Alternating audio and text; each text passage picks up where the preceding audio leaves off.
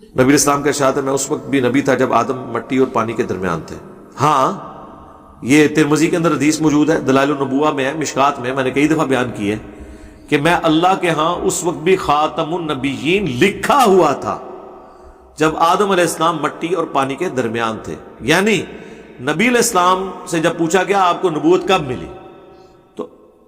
اللہ کے نبی علیہ السلام اللہ کے ہاں لوح محفوظ میں تقدیر میں یہ طے تھا کہ یہ آخری نبی ہیں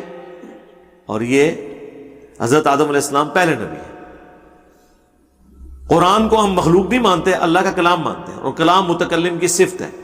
اور کلام متکلم کی صفت ہے اور وہ متکلم کے ساتھ ہے۔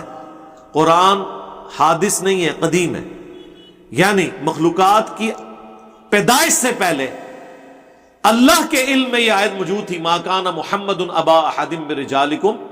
ولکن رسول اللہ و خاتم النبیین۔ اس سے مراد یہ نہیں ہے کہ نبی علیہ السلام اس وقت پیدا ہوئے تھے، اللہ کے ہاں لکھے ہوئے تھے، پیدا بعد میں ہی ہوئے ہیں۔ اور وہ صرف نبی علیہ السلام نہیں، باقی سب لوگ، ابو جہل بھی اللہ کے علم میں اس وقت سے ابو جہل ہے، وہ اللہ کے علم کی بات ہے۔ یہ بیسیکلی اس سے مسئلہ تقدیر ثابت ہو رہا ہے۔ نبی علیہ السلام نے اپنی عظمت کا بیان کیا کہ کوئی حادثاتی طور پہ مجھے پیغمبر نہیں بنایا گیا، بلکہ اللہ تعالیٰ نے پہلے سے طے کیا تھا کہ اس نے آخری پیغمبر ہونا ہے، اس نے سیکنڈ لاسٹ ہونا ہے، اس نے تھرڈ لاسٹ ہونا ہے، اتنے انبیاء آنے ہیں، یہ کتابیں، یہ اللہ کی تقدیر سے تعلق رکھتا ہے۔ اس کا مطلب یہ نہیں ہے کہ نبی علیہ السلام اس وقت پیدا ہو چکے تھے، پیدا تو حضرت آدم علیہ السلام، جو یعنی آپ اس پلانٹ ارتھ کے اوپر اللہ تعالیٰ نے اپنا ریپریزنٹیٹو انہیں بنا کے بھیجا۔ ہم اولاد آدم میں سے کہتے ہیں نا، بخاری مسلم میں حدیث ہے نا کہ اللہ تعالیٰ نے جو اولاد آدم میں سے چنا، پھر اس طرح کرتے کرتے قبائل میں سے بنو ہاشم کو سب سے بہترین اور اس میں مجھے پیدا کیا، تو ظاہر نبی علیہ السلام پیدا ہوئے نا۔ اور پھر اسی حدیث میں الفاظ ہیں مسند احمد کی کہ نبی علیہ السلام نے فرمایا کہ میں دعائے ابراہیم ہوں، میں عیسیٰ کی بشارت ہوں، میں اپنی ماں کا وہ خواب ہوں کہ جنہوں نے میری پیدائش کے وقت خواب میں دیکھا کہ ان کے لیے ایک نور ظاہر ہوا جس سے شام کے محلات بھی رومن امپائر کے روشن ہو گئے۔ یعنی میری ماں کو بشارت دی گئی تھی کہ آپ سے جو بیٹا پیدا ہوگا اس کی حکومت بالآخر رومن امپائر کو بھی سپرسیڈ کر دے گی۔ تو نبی علیہ السلام اگر دعائے ابراہیم ہے،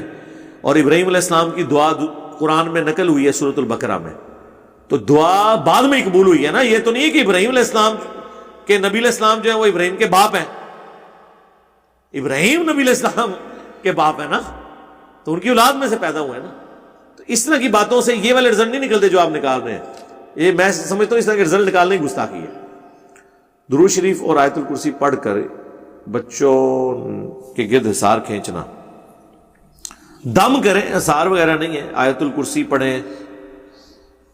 سنن نسائی الکبریٰ میں حدیث موجود ہے، ترمذی میں بھی، کہ صبح کے وقت ایک دفعہ آیت الکرسی پڑھ لی جائے تو شام تک شیاطین سے حفاظت رہتی ہے، اور شام کے وقت پڑھ لی جائے تو صبح تک۔ اس کو سپورٹی وہ بخاری کی حدیث ہے جو ابو ہریرہ کو انسانی شکل میں آ کے شیطان نے آیت الکرسی کا وظیفہ دیا تھا کہ جو رات کو پڑھ لے صبح تک اللہ تعالیٰ اس کی حفاظت کرتا ہے، اور نبی علیہ السلام نے اس کی تصدیق کی۔ سورۃ البقرہ کی آخری 2 آیات بخاری مسلم میں ہے کہ رات کو پڑھ لو، ہر چیز سے کفایت کریں گے۔ یہ سارے وظائف کرنا ضروری نہیں، کوئی کچھ کر لیں، اس لیے میں نے اس کو اب بالکل مختصر کر کے 5 وظیفوں تک لے آیا ہوں، وہ اورنج کارڈ۔ اگر کوئی 22 وظیفے نہیں بھی کر سکتا صبح شام کے، وہ 5 کر لیں،